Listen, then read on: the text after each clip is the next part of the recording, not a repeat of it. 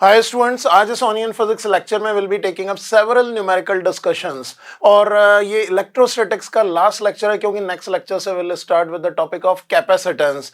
From the point of view of most of the books capacitance is a part of electrostatics, but हम capacitance को physics Galaxy पे अगर मैं बात करूं या कई इंस्टीट्यूशंस में बात करूं तो कैपेसिटेंस को सेपरेट चैप्टर रखा जाता है because it is a bridge between electrostatics and current electricity. Capacitance की अंडरस्टैंडिंग हमें इलेक्ट्रिसिटी और करंट इलेक्ट्रिसिटी के कई सारे एप्लीकेशंस को समझने में हेल्प करती है और इलेक्ट्रोस्टैटिक्स का सबसे बड़ा एप्लीकेशंस है। So right now will talk first upon the recap what we have discussed and lot of applications will be taking in this lecture. और हमारे नए व्यूअर्स को बताया तो ऑनियन फिजिक्स का जो पर्पस है, ये लेक्चर तो फिर भी न्यूमेरिकल डिस्कशंस का, बट ऑनियन फिजिक्स के सभी लेक्चर्स का पर्पस है कि जैसे एक ऑनियन की लेयर्स को आप पील करते हैं और अंदर नया ऑनियन निकलता है, उसी तरह से हम अलग अलग कॉन्सेप्चुअल लेयर्स पे सिचुएशंस का डिस्कशन करते जाते हैं और फिजिक्स को अंदर घुसते हुए नए नए कॉन्सेप्ट्स को अंडरस्टैंड करते हैं through situations and illustrations. We don't take up direct theoretical level क्योंकि थ्योरी लेवल की कंप्लीट फिजिक्स हमारे चैनल पे ऑलरेडी अवेलेबल है। Whether you are preparing for any examination और competitive exam, concept videos of physics at Physics Galaxy covers everything in physics. और जिन students को higher level पे प्रिपेयर करना है, जेईई मेन या नीट के लिए one shot revision checklist are the best resources for your revision. और एडवांस स्टूडेंट्स के लिए एडवांस इलस्ट्रेशन इंपॉर्टेंट है। ये जो बुक आप देख रहे हैं 700 प्लस एडवांस इलस्ट्रेशंस की ज्यादातर सिचुएशंस एडवांस केसेस के इस बुक में कवर्ड हैं। इसके लिंक पिन कमेंट में है, आप इस बुक को रिव्यू कर सकते हैं और मंगवा के एडवांस लेवल पे तैयारी कर सकते हैं। जेईई मेन और नीट के लिए जो हमारी सॉल्यूशंस बुक हैं, these are extremely helpful for you, so just go for these books, these are helpful. और फिजिक्स गैलेक्सी की बहुत सारी बुक्स का लिंक आपको पिन कमेंट में मिलेगा जहां से आप फॉलो कर सकते हैं। और इस लेक्चर में या ये क्या ऑनियन फिजिक्स में मैं डायरेक्ट फॉलो कर रहा हूं physics Galaxy volume 3A for electrostatics. इस बुक को कोचिंग एट होम फॉर्म में डेवलप किया गया है और इस बुक को आप मंगा के ऑनियन फिजिक्स के लेक्चर्स के साथ साथ अगर कवर करते रहते हैं तो आप फिजिक्स इस लेवल पे बिल्ड कर लेंगे, एप्लीकेशन इतने स्ट्रांग होंगे कि आपको कहीं और से कोचिंग की जरूरत भी नहीं पड़ेगी। सो अभी हम आगे बढ़ते हैं आज के लेक्चर पे। और एक चीज और जो सबसे इंपॉर्टेंट है आपके लिए, अभी तक आपने ज्वाइन नहीं किया तो इमीडिएटली ज्वाइन करें t.me/physicgalaxy world, हमारा टेलीग्राम चैनल जिसपे बहुत सारे एकेडमिक रिसोर्सेज वीकली 3 या 4 दिन डाले जाते हैं। और ये रिसोर्सेज ऐसे हैं, अब तक कई हजारों रिसोर्सेज पे डले हुए हैं आपके ओवरऑल प्रिपरेशन को रीडिंग लेवल पर, प्रैक्टिस लेवल पे बूस्ट करने के लिए। तो stay tuned with PG Telegram also. इस चैनल को सब्सक्राइब नहीं किया तो अभी सब्सक्राइब कर लें। If we practically talk about discussion, सबसे पहला क्वेश्चन मैं ले रहा हूँ पीजी वॉल्यूम 3A की प्रैक्टिस एक्सरसाइज 1.9 का पहला क्वेश्चन। अभी हमने लास्ट लेक्चर कंडक्टर्स के बारे में किया था, कंडक्टर्स की वजह से फील्ड पोटेंशियल और चार्ज डिस्ट्रीब्यूशन किस तरह से एनालाइज होता है, that we have talked upon. So ये क्वेश्चन उसी तरह का है कि we are having a sphere और a spherical shell surrounded by another shell. हम एक शेल से एक मेटल स्फीयर को सराउंड करके रखते हैं और इसके ऊपर एक चार्ज Q है। इसका रेडियस हमारे पास A है और इसका रेडियस हमारे पास 3A है and it is connected to ground via switch. हमने ये चीज डिस्कस करी थी कि जब भी किसी कंडक्टर को अर्थ से कनेक्ट किया जाए या ग्राउंड करा जाए तो उसका चार्ज ऐसे मॉडिफाई हो जाता है कि इसका फाइनल पोटेंशियल 0 हो जाए। थ्योरेटिकली ये सारी चीजें कॉन्सेप्ट वीडियो में इन डेप्थ कवर हैं, ऑनियन फिजिक्स में हमने कई एप्लीकेशंस के साथ टेकअप किया था। सो अगर इस स्विच को क्लोज किया जाए तो हमसे क्वेश्चन पूछा गया है, find final charge on inner sphere after closing S। My dear student, question simple सा है।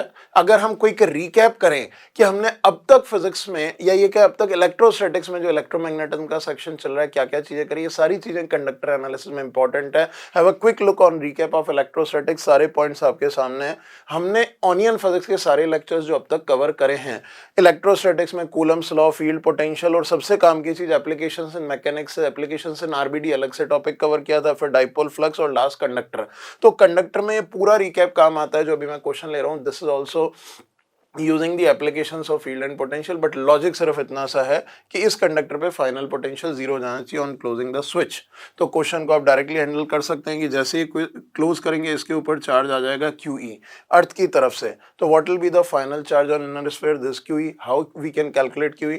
The potential of this inner sphere can be written as due to its own charge it is K QE divided by A, और बाहर वाला plus Q की वजह से यहाँ का पोटेंशियल होगा plus KQ upon 3A. This should be equals to 0 because it is connected to Earth. So this gives us QE is equals to minus Q by 3. ये हमारे पास क्वेश्चन का तो आंसर निकल गया।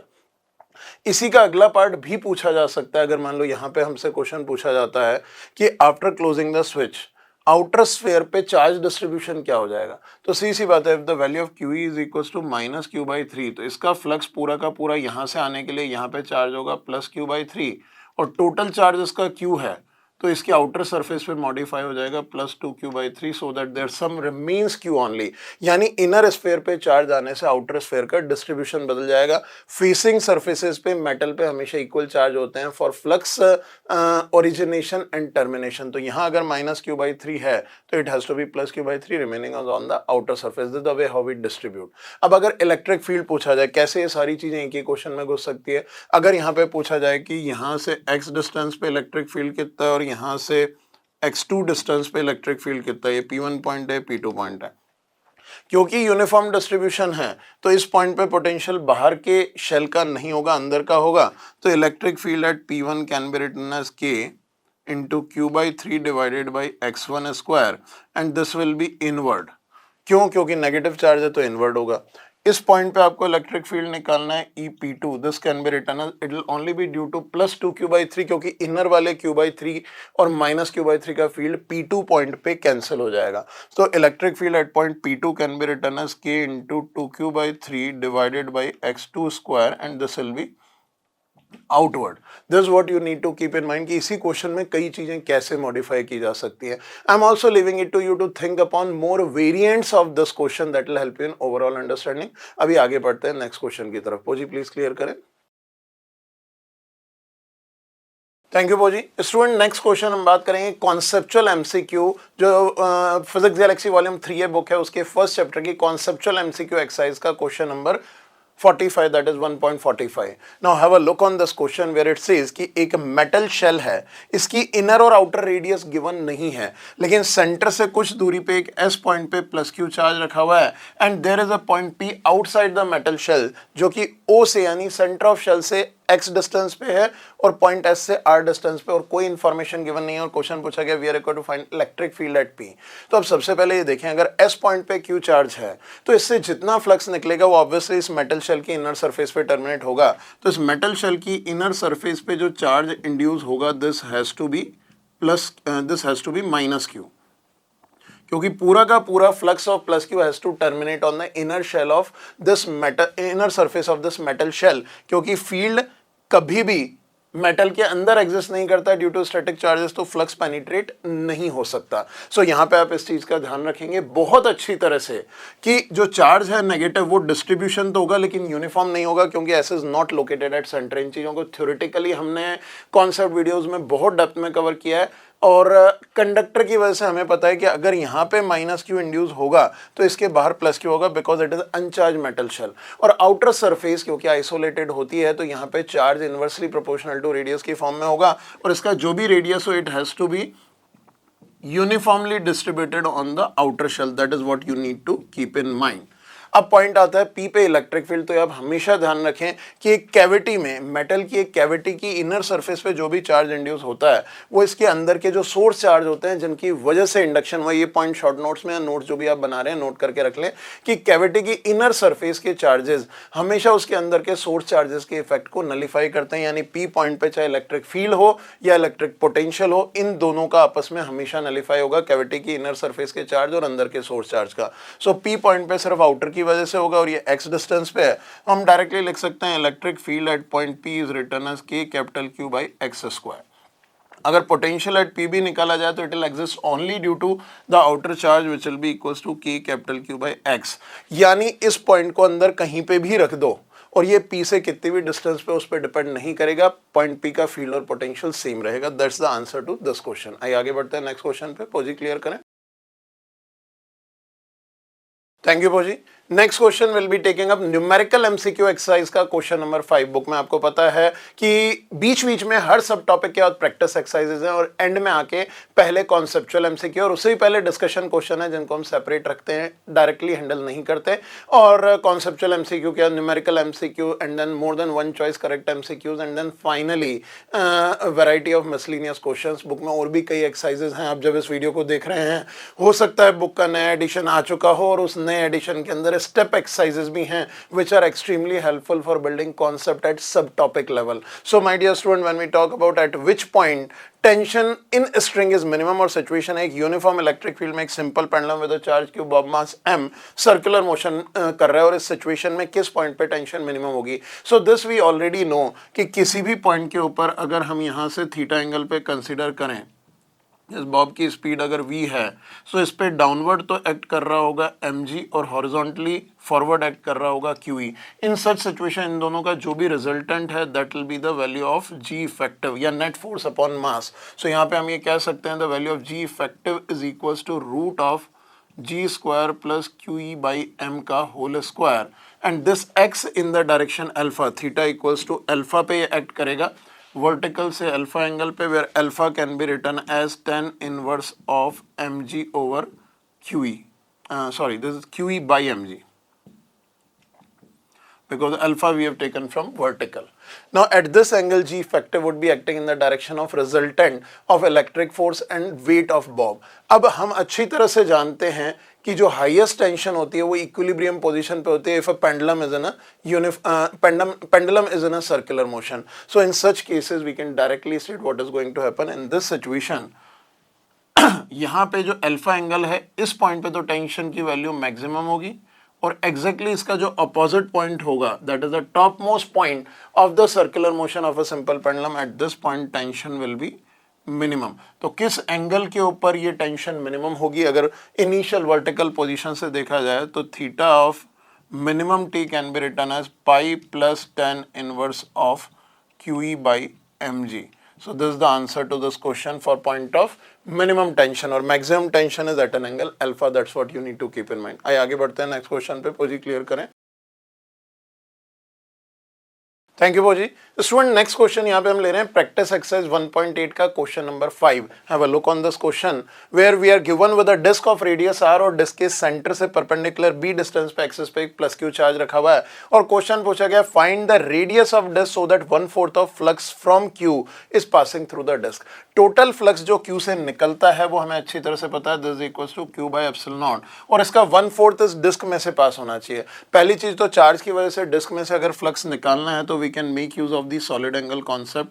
अगर यहाँ हाफ एंगल थीटा है तो ये solid angle omega can be written as 2 pi 1 minus cos theta where theta is the half angle of cone through which जितना भी फ्लक्स निकल रहा है इस चार्ज में से वो सारा डिस्क में से पास होगा. If this the solid angle concept हमारे बेसिक टूल सेक्शन में कॉन्सेप्ट वीडियो में बहुत अच्छे से एक्सप्लेन है. सॉलिड एंगल का डेरिवेशन, सॉलिड एंगल की यूटिलिटी. आप इलेक्ट्रोस्टैटिक्स में कोई कंफ्यूजन है जो हमारे नए व्यूअर्स हैं वो हमारे बेसिक टूल से solid angle slow pace video से देख सकते हैं x1.5 x2 स्पीड पे. So that will help in overall understanding. यहाँ हम एप्लीकेशंस यूज करेंगे. सो इस सॉलिड एंगल में से जो फ्लक्स जा रहा है तो phi disc can be written as total flux is q by epsilon naught divided by 4 pi multiplied by 2 pi 1 minus cos theta. Cos theta you can write as b by root of b square plus r square is equal to total flux has to be 1/4 so this q by 4 epsilon naught. अगर यहाँ से देखें तो q by epsilon naught और ये 4 cancel हो जाता है, पाई कैंसिल हो जाता है. This comes out as 1 minus b by root of b square plus r square is equals to 1/2. 1 को उधर ले जाके हम अगर इसका स्क्वायर कर देते हैं so this becomes 4b square is equals to b square plus r square which gives the value of r is equals to √3 times b. That is the answer to this question. So थोड़ा सा carefully देखिए 2-3 step में final result आ जाता है. How we can make use of the flux using solid angle that's what is used in this question. आइए next पे आगे बढ़ते हैं. पोजी क्लियर करें. थैंक यू पोजी. नेक्स्ट क्वेश्चन हम बात करेंगे इलस्ट्रेटिव एग्जांपल 1.78. अगर इस क्वेश्चन की बात की जाए तो इस क्वेश्चन में बेसिक पैरामीटर्स जो हमको दिए हुए हैं वो दिया हुआ है electric field in the region which is given as -4x i cap plus 6y j cap. यानी इलेक्ट्रिक फील्ड का एक कंपोनेंट x डायरेक्शन में तो -x की तरफ है और y डायरेक्शन में +y की तरफ है. And Ey is 6y, Ex is -4x और वो x और y पे डिपेंड कर रहा है. और क्वेश्चन में पूछा गया if there is a cube given with 1.1 vertex at origin और इसकी साइड 1/1/1 है तो इस क्यूब में कितना चार्ज एनक्लोज होगा. That's what we need to calculate. So किसी भी क्लोज सरफेस का एनक्लोज चार्ज निकालने का सीधा सा तरीका होता है गॉस लॉ. सो हम डायरेक्टली लिख सकते हैं using Gauss law net flux जो किसी सरफेस से निकल रहा हो this is written as Q enclose divided by epsilon not. So अगर यहाँ पे हम इस क्यूब का फ्लक्स निकालें तो आप ध्यान से देखिए इस क्यूब में x यानी इस सरफेस के ऊपर फ्लक्स इनवर्ड जाएगा, फाई इन x की तरफ होगा, और y में से फ्लक्स निकलेगा, यहां से एक फाई आउट होगा, that will be in y direction. ये दो फ्लक्स होंगे, बाकी किसी भी सरफेस पे देखें तो कोई फ्लक्स एग्जिस्ट नहीं करेगा। It is only for the upper surface and for the right surface. बाकी सारी सरफेसेस पे आप देख सकते हैं या तो इलेक्ट्रिक फील्ड जीरो है या फील्ड सरफेस के पैरेलल है, तो हम बात कर चुके हैं। किसी भी सरफेस पे इलेक्ट्रिक फील्ड जीरो होता है तो उस सरफेस का फ्लक्स जीरो होता है, और किसी भी सरफेस पे इलेक्ट्रिक फील्ड सरफेस के पैरेलल होता है तो भी फ्लक्स जीरो होता है। छोटे छोटे पॉइंट्स हैं जो हमारे लेक्चर के हर पॉइंट पे जहां पे भी मैं कुछ बोलता हूं, कोई भी काम की चीज सुनाई दे तो इमीडिएटली नोट करो, every minute is useful. Now in this situation जो फ्लक्स बाहर निकल रहा है this can be written as phi out y minus phi in x। अब माइनस मैंने लगा लिया तो अब मुझे फील्ड की डायरेक्शन की जरूरत नहीं है, directly I can write flux is equals to E into S. इस सरफेस पे इलेक्ट्रिक फील्ड होगा 6y, so this can be written as 6 multiplied by 1, y is equals to 1 at the surface x is equals to 1 and surface area is also this 1 square. Minus यहाँ का flux होगा, obviously minus मैं ले चुका हूँ तो अब दोबारा माइनस नहीं लेंगे, this 4 into 1 multiplied by 1 square. If you calculate this will be 6 minus 4 is equals to 2 volt per meter. So this is the flux net coming out from the surface of this cube. So this can be equated to Q enclosed divided by epsilon naught. So this gives us the Q enclosed in the cube is equals to 2 epsilon naught. That's the answer to this question. बहुत fundamental level की चीजें हैं, देखने में कई बार थोड़ी manipulative लगती हैं, लेकिन आप बेस लेवल पे अंडरस्टैंड करोगे तो विद इन 1 और 2 स्टेप फिजिक्स में हर क्वेश्चन के आंसर निकल जाते हैं। कॉम्प्लिकेटेड कुछ भी नहीं होता। ये आगे बढ़ते हैं, पोजी क्लियर करें। थैंक यू पोजी। स्टूडेंट्स नेक्स्ट क्वेश्चन हम ले रहे हैं इसी बुक का न्यूमेरिकल एमसीक्यू एक्सरसाइज का क्वेश्चन नंबर 19। सो क्वेश्चन यहाँ पे आपको सामने दिखाई दे रहा है, बट इसको मैं रीड आउट बुक में से कर लेता हूँ सो दैट इसी एक क्वेश्चन में 2 या 3 कॉन्सेप्ट्स को हम इन डेप्थ एनालाइज करते हुए चलेंगे। It says 2 balls of mass m each carrying charge plus q and minus q connected by a massless string, a massless rigid non-conducting rod of length L along x-axis। आप देख सकते हैं यहाँ पे 2 balls हैं, each of mass m and charge plus q minus q, और यहाँ पे इलेक्ट्रिक फील्ड इस रीजन में दिया हुआ है 3k cap plus 3j cap, that is in yz plane electric field exist कर रहा है, और जो minus q plus q charge है these are placed along x-axis. Now in this situation question is asking when when dipole aligns with electric field we are required to find the angular velocity। हम अच्छी तरह से जानते हैं dipole चाहे किसी भी डायरेक्शन में प्लेस किया हुआ हो, जैसे ही इलेक्ट्रिक फील्ड में रखा जाता है वो फाइनली अलाइन हो जाता है इलेक्ट्रिक फील्ड की डायरेक्शन के अलॉन्ग। यहाँ इलेक्ट्रिक फील्ड एग्जिस्ट कर रहा है वाईजेड प्लेन में, y और z दोनों एक्सेस से 45 डिग्री पे 3i cap plus 3j cap, और डाइपोल एक्स एक्सेस पे यानी initially it is at right angle. तो अगर हम इनिशियल पोटेंशियल एनर्जी कैलकुलेट करें, so initial potential energy of this dipole can be written as minus p dot e which comes out to be 0। और अगर final potential energy calculate करेंगे यहाँ पे, final means after leaving it as it is, तो ये rotate होगा और total charge 0 है तो डिस्प्लेस नहीं होगा, अपने सेंटर ऑफ मास के अबाउट ही रोटेट होगा, क्योंकि कोई भी सिस्टम ऑफ पार्टिकल पे नेट फोर्स 0 होता है तो उसका सेंटर ऑफ मास फिक्स रहता है। So it will rotate about the central point and finally it gets align along the direction of electric field. So my dear students in this situation जब ये align होगा तो इसकी final potential energy होगी minus p dot e, और angle क्योंकि 0 degree it can be simply written as minus PE, और dipole moment इसका लिखा जा सकता है सिंपली QL। इलेक्ट्रिक फील्ड हमारे पास मैग्नीट्यूड अगर देखेंगे so its magnitude is given as 3√2 volt per metre.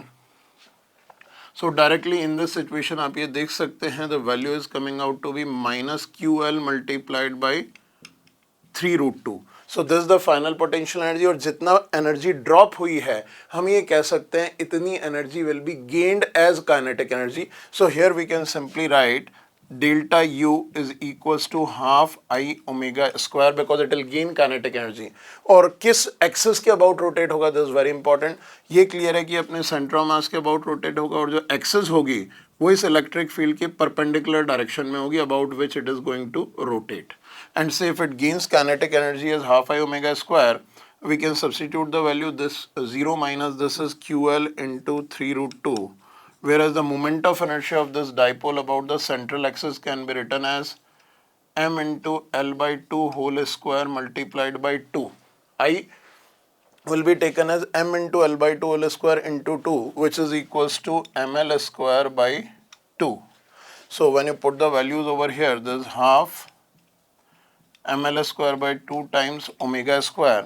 So यहाँ से हमारे पास डायरेक्टली ओमेगा का वैल्यू आ जाता है, this 4 into 3 12 root 2 1 L gets cancelled out, Q divided by ml root. ये हमारे पास एंगुलर स्पीड आ गई. So this is the final answer.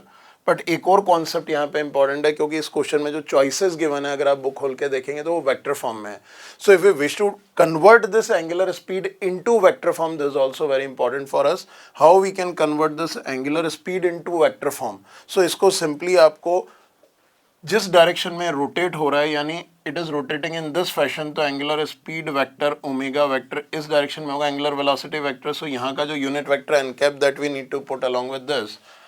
So N cap यहाँ पे हम लिख सकते हैं इस इलेक्ट्रिक फील्ड के परपेंडिकुलर डाउनवर्ड डायरेक्शन का vector. So this is 3 k cap plus 3 j cap. तो in this case y cap will be negative, यानी j कैप नेगेटिव हो जाएगा, k कैप पॉजिटिव रहेगा. This 1 by root 2 times k cap minus j cap. This is what the unit vector along which this angular velocity exists. So finally हम यहाँ पे लिख सकते हैं omega vector is equals to omega times n cap. When you put this n cap over here, it comes out to be root of 6 root 2 q upon ml multiplied by k cap minus j cap. This what is important. So this the final answer in vector form. तो ये दोनों चीजें important है, समझने के लिए आप दिमाग में अच्छे से रखेंगे. आइए नेक्स्ट पॉइंट की तरफ चलते हैं. पोजी क्लियर करें. Thank you पोजी.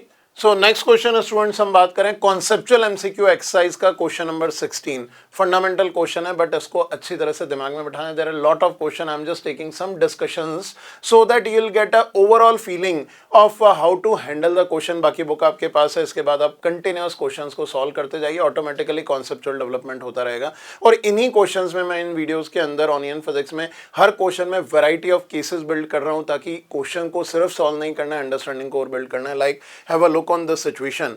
हमारे पास एक कोऑर्डिनेट सिस्टम दिया हुआ है जिसपे वाई एक्सिस पे इलेक्ट्रिक फील्ड और पोटेंशियल है, और एक्स एक्सिस के ऊपर दो मेटल शीट्स रखी हुई हैं, थिन मेटल शीट्स हैं. एक रखी हुई है d,0 पे, दूसरी रखी हुई है 3d,0 पे. और क्वेश्चन यहाँ पे सिंपल है, plot E versus x and V versus x on given system. जो सिस्टम हमारे सामने गिवन है इसके ऊपर इलेक्ट्रिक फील्ड और पोटेंशियल का ग्राफ प्लॉट करना है. बहुत सिंपल सा क्वेश्चन है बट अंडरस्टैंडिंग इंपॉर्टेंट है. अगर दो मेटल शीट्स हैं जिन पे चार्ज Q और Q है, तो सबसे पहले हम क्या करेंगे, मेटल शीट में चार्जेस को डिस्ट्रीब्यूट करेंगे, जैसा हमने प्रीवियस लेक्चर में कंडक्टर्स में बात करी थी. टोटल चार्ज अगर यहाँ पे बात करें Q और 3Q का, this is equal to 4Q. तो 4Q का हाफ 2Q इधर हो जाएगा और हाफ 2Q इधर हो जाएगा. रिमेनिंग Q यहाँ पे होगा और माइनस Q यहाँ पे होगा. अब ये वाले जो चार्जेस हैं इनकी वजह से इलेक्ट्रिक फील्ड किधर होगा, this plus this plus this plus. तो ये इलेक्ट्रिक फील्ड इधर होगा, ये इधर होगा और यहाँ होगा. I hope the directions are clear to all of you, because the directions of electric field are from positive to away and toward negative charge. इधर कोई चार्ज नहीं है तो गोइंग टू इन्फिनिटी, इधर कोई चार्ज नहीं है गोइंग टू इन्फिनिटी, और इन दोनों के बीच में जो चार्जेस हैं वो प्लस Q माइनस Q के बीच में एग्जिस्ट करेंगे. Now students, in this case अगर हम देखें तो इलेक्ट्रिक फील्ड यूनिफॉर्म होगा, और इलेक्ट्रिक फील्ड का वैल्यू होता है Q divided by A epsilon not. आप यहाँ पे Q को 2Q डाल दीजिए, यहाँ पे Q को Q रखिए और यहाँ पे Q को 2Q डाल दीजिए. सो अगर इलेक्ट्रिक फील्ड का मैग्नीट्यूड देखेंगे तो अगर ये पॉइंट 1 है, ये 2 है, ये 3 है, तो एट पॉइंट 2 तो इलेक्ट्रिक फील्ड ये आ गया, at point 1 and at point 3 electric field is 2Q divided by A epsilon naught, where A is the area of the plate. इसका मतलब इन दो रीजन में इलेक्ट्रिक फील्ड डबल है और इस रीजन में इलेक्ट्रिक फील्ड हाफ है. और डायरेक्शंस हमारे सामने है, तो अगर हम यहाँ पे ग्राफ प्लॉट करते हैं एक्स एक्सिस के साथ इलेक्ट्रिक फील्ड का, just have a look from 0 to D, the value of electric field is in leftward direction and double. So आप ये ले सकते हैं E1 और E3 जो होंगे, से this can be written as E0 and this will be equals to 2E0. So यहाँ पे आप E0 वैल्यू नेगेटिव में लेंगे and electric field will be this value. And whatever be the thickness of this plate, the electric field will remain 0. जो भी thickness है इसको negligible मान के चलते हैं. फिर D से लेके अप टू 3D अगर हम देखेंगे तो D से 3D तक electric field again is in negative direction, तो इट विल रिमेन नेगेटिव. तो यहाँ पे जितनी भी थिकनेस है उतने में जीरो रहेगा, लेकिन again it will be like this, but it will be negative half, so it will not be remaining over here. So this 2 E naught, this E naught, so the value will change to half and it will go like this. तो electric field leftward direction में, और इसके बाद 3D onward it will again go to positive and value will be 2 E naught. So इसके बाद ये indefinite आगे तक चलता रहेगा. So this the way how electric field graph is plotted. अब अगर अपन यहीं पे पोटेंशियल का ग्राफ देखना चाहें तो with the electric field potential linearly changes, और जिस डायरेक्शन में इलेक्ट्रिक फील्ड होता है उस डायरेक्शन में पोटेंशियल रिड्यूस होता है. तो पोटेंशियल की बात करें तो कोई ना कोई रेफरेंस होना चाहिए. तो इस केस के अंदर मल्टीपल फिनोमेना हम डेवलप कर सकते हैं. अगर हम ओरिजिन को रेफरेंस ले लें कि ओरिजिन का पोटेंशियल v इक्वल टू 0 ले लिया जाए, जो क्वेश्चन में गिवन होगा आप वैसे करेंगे, लेकिन अगर हम यहाँ पे 0 ले लें, this not a part of this 116 question, but I am including कि अगर हमारे पास पोटेंशियल ओरिजिन पे 0 तो ग्राफ कैसा बनेगा. तो in the direction of field potential is continuously decreasing. इसका मतलब ओरिजिन पे 0 है तो toward rightward direction it is continuously increasing. So from origin to this point आप ये देखें, electric field is 2 E naught. 2 E naught indicates कि जो स्लोप ऑफ पोटेंशियल वेरिएशन होगी वो डबल होगी कंपेयर टू दिस रीजन. सो यहाँ पे क्या होगा, from this point two 3D continuously potential will be increasing, and for this small thickness region potential will remain constant, क्योंकि मेटल के अंदर potential change नहीं होता क्योंकि field zero होता है. तो let us draw a straight line up to this point, then it will be constant, then again it is going up to this point, और इस पॉइंट पे फिर थोड़े से ड्यूरेशन के लिए it will remain constant, and then what happens? Then इसके बाद potential as field is in a rightward direction potential will start decreasing at half the slope, क्योंकि at double the slope. यहाँ की जो slope है this will be half, तो यहाँ पे मैंने गड़बड़ बनाया. So this will go like this, and then again for a constant value it will start decreasing like this, and continuously the potential will decrease. So this is the graph which will be there. अब बस इसको देखेंगे कि जो बीच का reason है D और 3D के बीच का, इस रीजन के अंदर जो स्लोप होगी वो हाफ होगी, क्योंकि electric field is E naught, और लेफ्ट में और राइट में स्लोप बराबर होगी. राइट साइड में potential is decreasing, left side में पोटेंशियल इज इंक्रीजिंग, क्योंकि फील्ड का डायरेक्शन अलग अलग है. तो just keep these factors in your mind, this will help in overall development and understanding of how field and potential varies and how these can be plotted. So my dear student, couple of questions I have taken in this lecture, but बहुत सारे हैं. I strongly suggest जो physics Galaxy volume 3A में electrostatics का chapter है, इसकी सारी practice exercises, conceptual MCQ और न्यूमेरिकल एमसीक्यू अच्छी तरह से कंप्लीट कर लीजिए. That is going to help you a lot in overall boosting your electrostatics and physics, no matter whether you are preparing for JEE main, JEE advance, NEET, किसी भी level पे आप कर रहे हैं तो आप उस लेवल पे इन चीज़ों को यूज़ कर सकते हैं. At this point this is very very important कि आप हमारे टेलीग्राम चैनल को ज़रूर ज्वाइन कर लीजिए, बिकॉज दैट्स इंपॉर्टेंट. उस पर जितने रिसोर्सेज आ रहे हैं और प्रॉब्लम सॉल्विंग टेक्निक्स या प्रॉब्लम सेट्स डाले जा रहे हैं across the globe resources की फॉर्म में, continuously stay tuned with that and join t.me/PhysicsGalaxyWorld. So here we conclude this lecture. Variety of questions आप carry on करते रहिए. Wish you all the best.